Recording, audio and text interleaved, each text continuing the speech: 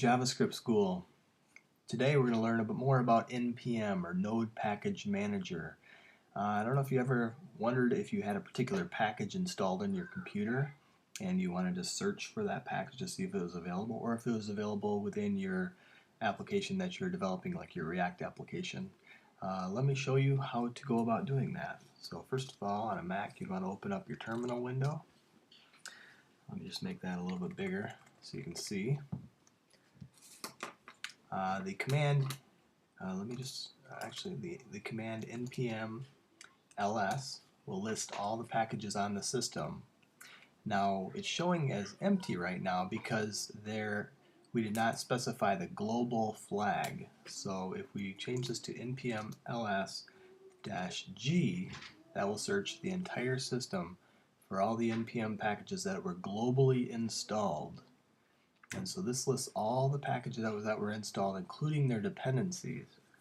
Now if we list npm ls for list-g, look for all the global packages, and then do -depth and put 0, this will just show the packages without the dependencies on those packages. So here we should get a much shorter list, and so the only thing that's installed here is the npm package and the expo-cli package.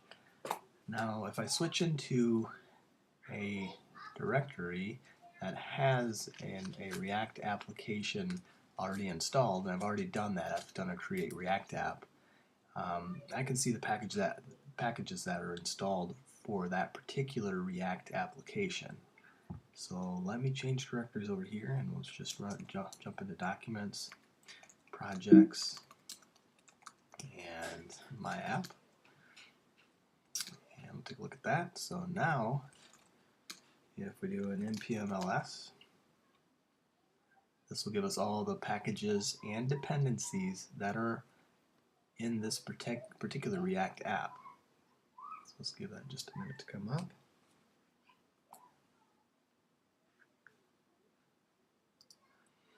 And now we probably want to just go npm ls-depth 0, so we're just seeing the primary packages and not the dependencies on those packages.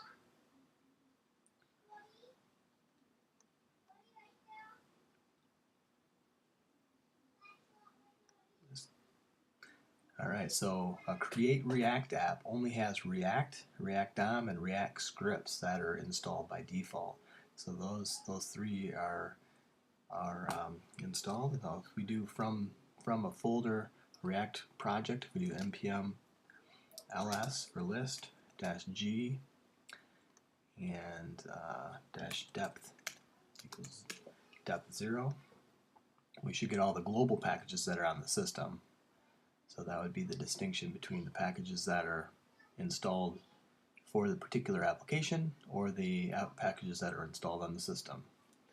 So that's all I wanted to share with you in this particular lesson, and I hope that this will be of help to you. And if I've earned your thumbs up, please give a thumbs up to the video.